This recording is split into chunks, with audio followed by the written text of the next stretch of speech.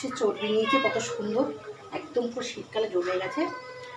এই যে এটা দিয়ে আমি খাসির চর্বির পকোড়া বানাবো। কী করে বানাবো দেখাচ্ছি আমি। চর্বিগুলো আমি টুকরো টুকরো করে ছোটো করে আমি কেটে নিচ্ছি। দেখো এভাবে চর্বিগুলোকে কেটে নেবো। দেখো এইভাবে টুকরো টুকরো করে চর্বিগুলো আমি কেটে নিচ্ছি। এইভাবে কেটে কেটে নিচ্ছি টুকরো টুকরো ছোট্ট ছোট্ট করে ছোটো ছোটো করে টুকরো টুকরো করে কেটে নিয়েছি। এবারে আমি পকোড়া কী দিয়ে বানাবো দেখাচ্ছি।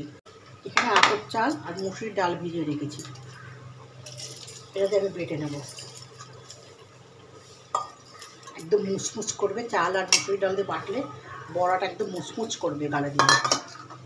এখানে নিয়ে নেব 2 টুকরো আদা, এখানে কাঁচা লঙ্কা, এটাকে বেটে নিচ্ছি। তারপরে বাকি আমি রসুন পেঁয়াজ দিয়ে দেবো। এটা বাটা হয়ে গেছে, আদা দিয়ে আছে, লঙ্কা দিয়ে আছে, আর ডাল চাল বাটা। একটুখানি ফেলিয়ে নেবো, বেশি ফেরাবো না। পকোড়াটা একদম মুচমুচ করবে, গালে দিলে হেভি লাগবে খেতে। হালকা একটু ফেলে নিচ্ছি। এর মধ্যে দিয়ে দেবো সেই চর্বিগুলো।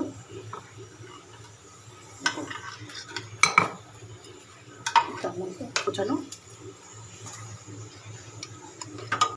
একটু রসুন বাটা, হলুদ, একটু সামান্য জিরের গুঁড়ো, ধনের গুঁড়ো,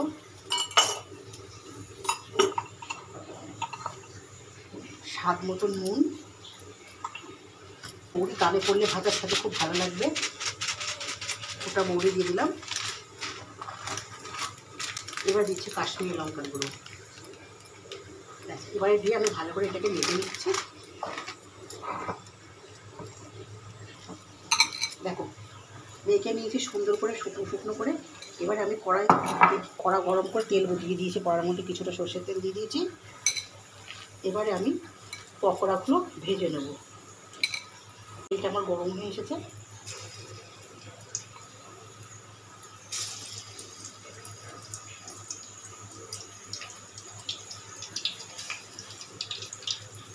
আমার মটরের সাথেই চর্বিটা ছিল, সেটাকে আমি আলাদা করে নিয়ে পকোড়া করে দিচ্ছি।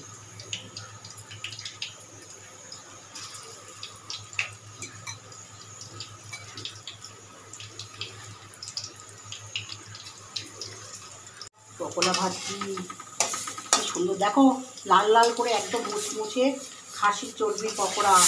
ভিতরতেও ভাজা হয়ে যাবে, আর তো চাল আর ডাল দিয়ে আছে, আরও মুচমুচ করবে একদম।